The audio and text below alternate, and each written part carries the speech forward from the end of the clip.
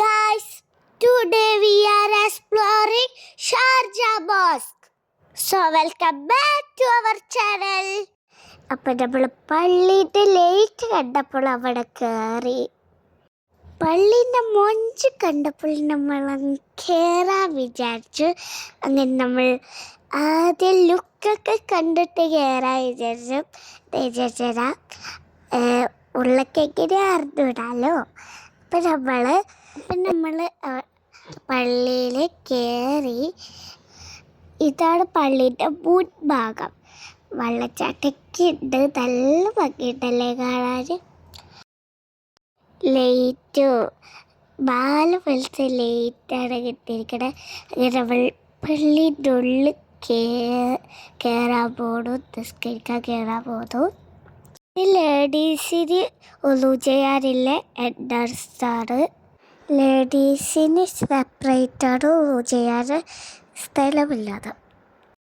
അത് വിചാരിച്ചാൽ ഗൾഫിലെ എല്ലാ പള്ളികളും അങ്ങനെ തന്നെ. ഇതാണ് ഒന്നും ചെയ്യുന്ന സ്ഥലം.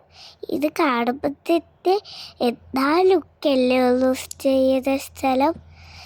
നല്ല ഭംഗിയുണ്ടോ. ഇങ്ങനെ നമ്മൾ കുറച്ച് വീടിലെടുത്തു. ഇതാണ് ഗോൾഡ് നല്ല പെയിൻ്റ് അടിച്ച് വെച്ചിരിക്കണം ലിഫ്റ്റ്. നമ്മൾ ലിഫ്റ്റ് നെക്കി. ഇതാണ് പള്ളിൻ്റെ മുന്നേ. അതൊക്കെ നമ്മൾ വീടെടുത്തു.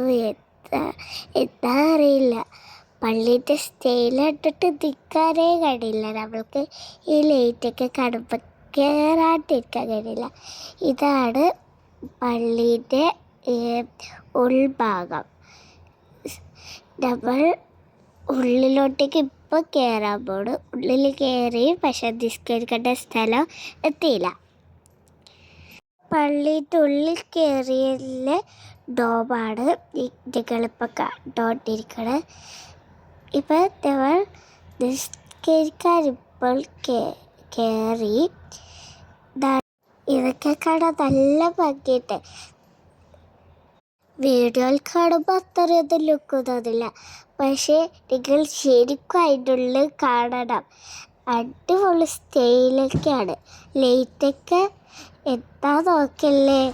ഇതാണ് പുറത്തിട്ട് വെള്ളച്ചാട്ടം.